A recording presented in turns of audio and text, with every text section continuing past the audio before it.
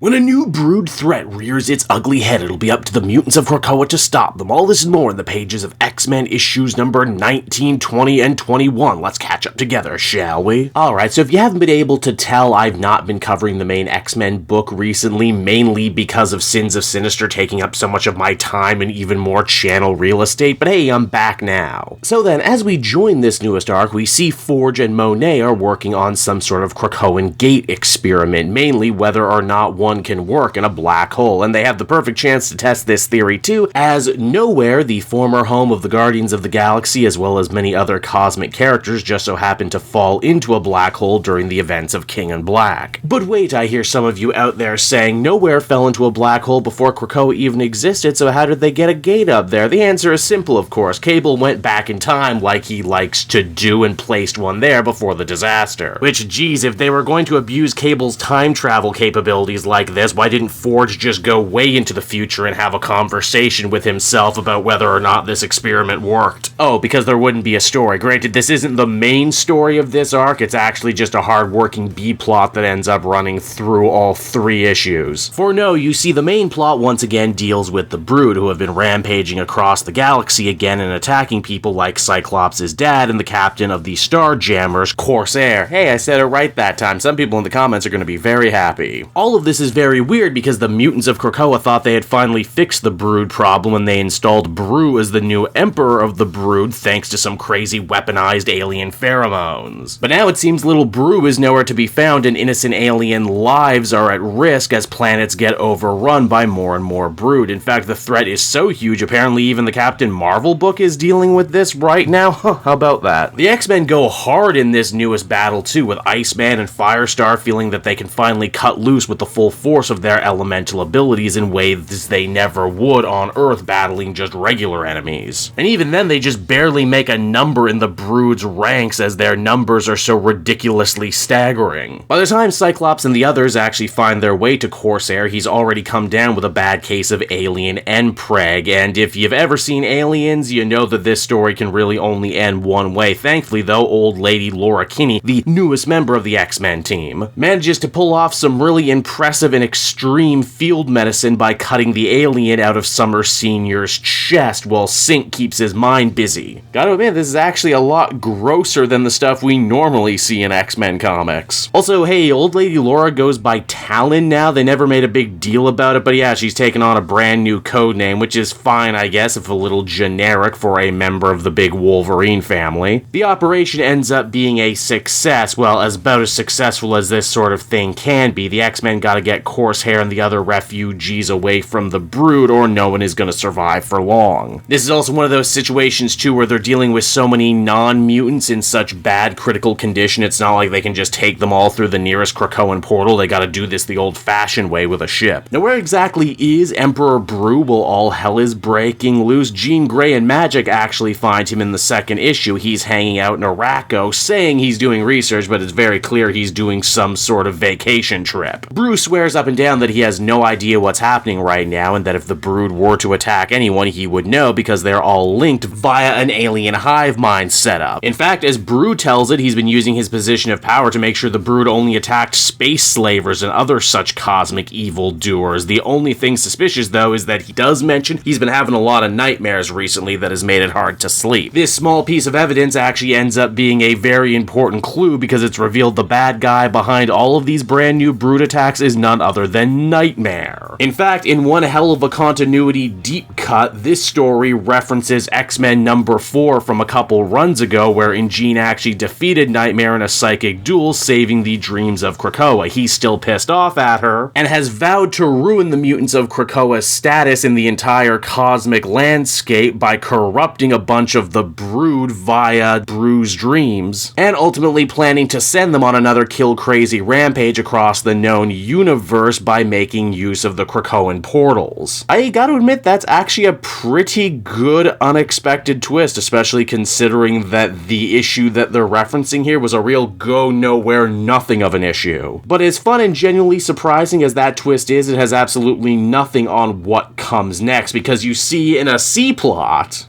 back on Krakoa, Emma Frost tries to warn Sage about 2 new people coming to the island seeking asylum. One of those people turns out to be none other than Wilson Fisk, the Kingpin, who's been missing since he failed to take over New York at the end of the Devil's Reign crossover event. But now Fisk is here in the mutant paradise trying to leverage his marriage to Typhoid Mary to gain sanctuary on the island. This is such a crazy twist with so many very fascinating possible implications, and yet I didn't hear anyone talking about this when this issue was new, and I work in the comic scene with a lot of comic readers. But alright, back to the Brood stuff. Jean actually defeats Nightmare very easily in the beginning of the third issue, which makes more sense than you might think because she beat him very easily before. Instead of letting him go this time, though, she drops him in a pocket dimension where he can be tortured by his own bad dreams. But of course, Nightmare isn't stupid, and he was sure to come up with a particularly nasty contingency plan in case of his defeat. You see, all those refugees the X-Men risked their necks to save already have Brood infecting them, meaning that they're ticking time bombs that Cyclops and the others will be forced to either jettison from the ship to save their own lives or risk being murdered by the Brood and then spreading more rogue Brood throughout the universe. Ultimately, it's Synch who chooses to do the dirty business, opening the ship's bulkhead and then creating a shield to protect everyone else while the nasty bug aliens are sucked through into the dark embrace of space. This tough choice, of course, takes a very heavy toll on Synch's spirit, who we've seen up until now has been a very sensitive and loving individual. Now, while the threat may have ended, the real problems are just beginning. Cyclops, still enraged about his father's near brush with death, says that all the Brood need to be dealt with right now once and for all, that they're mindless, soulless killing machines, and that mutant kind is finally in a position now where they have the power to stop them from hurting anybody ever again. Obviously, Emperor Brood disagrees, saying that he can get the bulk of them back under control, and they only need to stop the corrupted ones. Furthermore, Brood himself is far from mindless, meaning that other Brood could very well be one day too. It's actually Jean who shocks everyone by taking Brood's side, saying that Scott sure does sound a lot like the X-Men's enemies right now, talking about wiping out an entire species that displeases him. Scott fires back by saying it's not like Jean has been afraid to take the lives of those she feels are greater threats to the entire universe. Let us not forget she's the one who offed Cordyceps Jones. And honestly, it's just a really ugly argument that I feel we're going to be getting the fallout from long after this story actually comes to a close. Now, where exactly will Brew and his Brood go? Well, it's a good thing that Forge and Monet are back now and have the empty nowhere head space station. Brew admits that all of this feels like getting put on a reservation, but he thanks Jean for taking his side, and he hopes that one day he can prove Cyclops and the other naysayers wrong, that the Brood do actually deserve the right to life, liberty, and, well, I guess happiness. Jean admits that she knows a thing or two about being hated and feared even amongst the mutant community. After all, she's still paying the price for the sins of the Phoenix Force all these years later, and she didn't want Brood to get the same raw deal. And it's on that note right there the comic comes to an end, everyone. And so that was X-Men issues number 19 to 21, everybody. And honestly, I'm glad I got to read all of this in one sitting, because I do think it actually works much better as one solid story and not just single issues in a vacuum. In fact, I think this story arc is a real testament to Jerry Duggan's ability as a writer to weave A, B, and C plots together. Like, on their own, the Brood stuff, the Kingpin stuff, and the Monet Forge stuff probably wouldn't have been all that compelling, but when put together and playing off each other, it actually does end up coming together, and end up feeling stronger than the sum of its parts. The art is really great too. We get some awesome Brood stomp in action. Iceman especially ends up stealing the show in this one with one of the coolest techniques I've ever seen before. It was fun to see them circle back to Brew and the Brood, a problem that they solved so very early on in the Hickman X-Men era. I truly wondered if we ever would see them again. And the promise of Jean and Scott being at odds with each other and making things awkward for the rest of the X-Men team promises some pretty interesting story potential down the line. Overall, I'd give this one another solid 8 out of 10.